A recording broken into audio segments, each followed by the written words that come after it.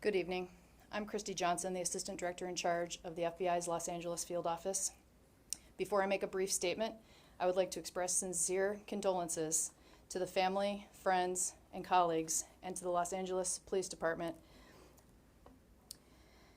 of Officer Fernando Arroyos on behalf of the FBI. His watch may have ended while off duty, but his bravery never wavered. As you know, an FBI agent swore out and federal prosecutors filed a criminal complaint charging 3 members and an associate of Los Angeles street gang with violating a federal racketeering statute for their roles in the robbery and fatal shooting earlier this week of Officer Arroyos. The federal criminal complaint alleges that on January 10th, 2 of the defendants confronted Arroyos and his girlfriend while they were believed to have been house hunting.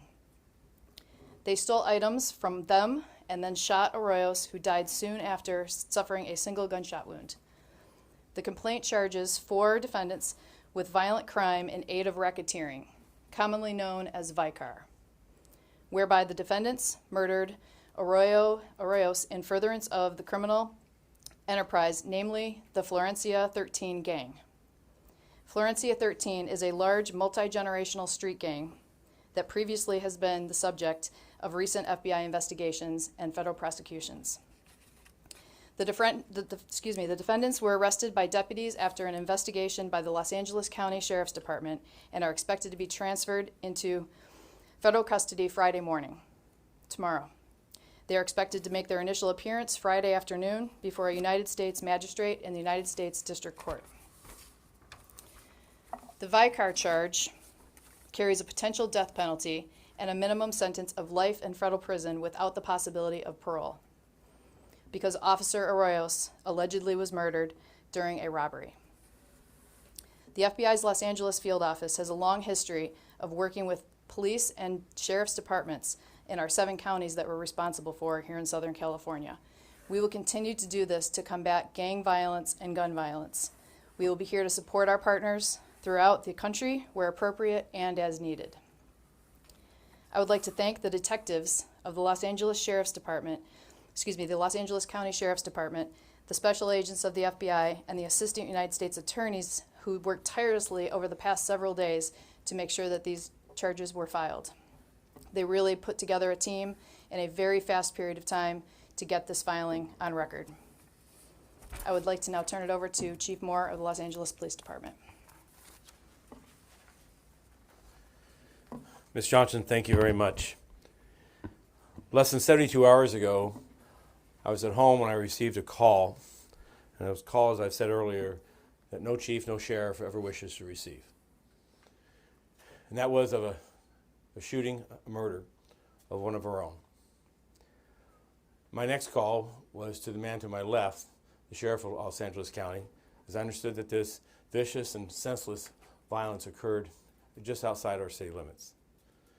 The sheriff, as he got briefed, had already assigned resources to respond.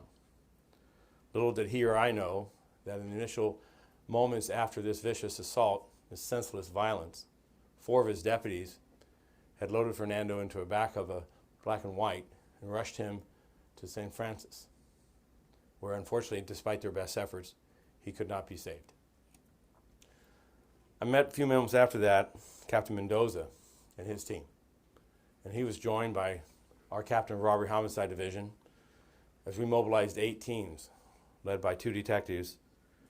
Those detectives are Darren Dupree and Matt Calascio.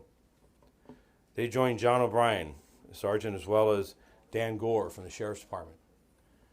And what I'm grateful for as chief is that we lead an organization of men and women who go out every day and do a difficult job. And they do it with a bravery and a dedication. And when some type of violence like this happens and we lose one, is that the organizations pull together and they apply every resource and they pursue justice for the families and for our departments. I am grateful for the federal involvement in this case. It is appropriate. I am thankful for the U.S. Attorney stepping in and bringing the full weight of the government against this gang, against these individuals who plotted and went out and engaged in this type of reckless and senseless violence. Newton Division, which adjoins the area where this street gang operates, has made 18 arrests just this last year for individuals from this street gang with guns. This robbery that occurred over minimal property took the life of a hero, took the life of a person who was here to make this city and this region better. And as I close, on behalf of Mayor Eric Garcetti, the Board of Police Commissioners, and every member of our department, I am grateful for this team. And I am grateful for the support and the outpouring of support from our communities in memory of this great man. I look forward to the days ahead to see this prosecution and success and to hold these individuals responsible for such a heinous crime.